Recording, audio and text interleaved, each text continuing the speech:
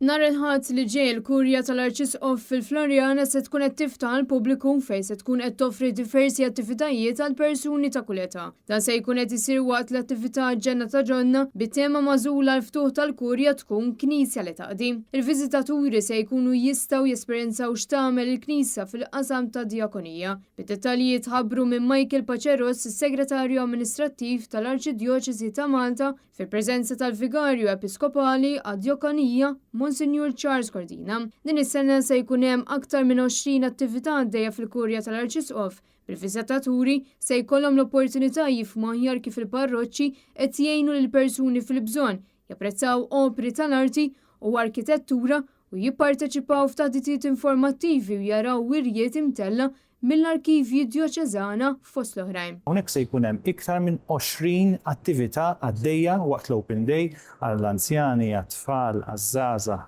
għall-familji u nħeġġeġ il kulħadd biex jattendi. Se jkollna żewġ qudiesiet, waħda fid-9:30 ta' filgħodu u oħra fis-6 ta' filgħaxija, u l-kurja tibqa' miftuħa mit-8:30 ta' filgħodu sa 8 ta' filgħaxija.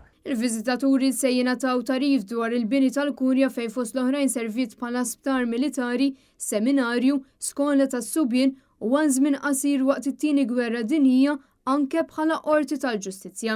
Differenza snin ta' qabel ir-rifettorju tal-Kurja se jinbidel f'wirja audiovisiva unika li tispjega l-episodji bibliċi impizzra mal-ħitan ta' din is-sala fil-kuntest ta' temi importanti għas-soċjetà tal-lum. Il-bitħa ċentrali tal-Kurja se tinbidel f'post li fih minn barra l-mużika live se jkun hemm diversi kappillani u volontiera li se jitkellmu mal-viżitaturi dwar il-ħidma tal-Knisja fil-komunitajiet. Din is-sena l-kurituri prinċipali tal-Kurja tal-Arċisqof se jkunu mżejna b'aktar minn 25 pittura tal-artist Francesco Zara, meqjus bħala l-aktar artist importanti Malti ta' nofs is-seklu 18 u li din is-sena qed jitfakkar il-250 anniversarju mill-mewt tiegħu.